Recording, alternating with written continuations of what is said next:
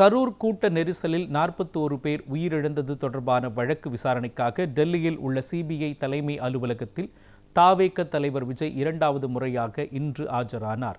கடந்த ஆண்டு செப்டம்பர் மாதம் கரூர் வேலுச்சாமிபுரத்தில் தாவேக தலைவர் விஜய் பங்கேற்ற பிரச்சார கூட்டத்தில் ஏற்பட்ட நெரிசலில் சிக்கி 41 பேர் உயிரிழந்தது தொடர்பான வழக்கை உச்சநீதிமன்ற ஆணைப்படி சிபிஐ விசாரணை நடத்தி வருகிறது. இதற்கான விசாரணைக்கு நேரில் ஆஜராகுமாறு சிபிஐ அனுப்பிய சம்மனை ஏற்று டெல்லியில் உள்ள சிபிஐ அலுவலகத்தில் தாவேக தலைவர் விஜய் கடந்த 12ஆம் தேதி முதன்முறையாக ஆஜரானார்.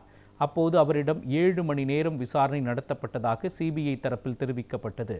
இந்த நிலையில் சிபிஐ அனுப்பிய சம்மனுக்கு இணங்க இரண்டாவது முறையாக டெல்லியில் உள்ள சிபிஐ தலைமை அலுவலகத்தில் விஜய் இன்று ஆஜரானார்.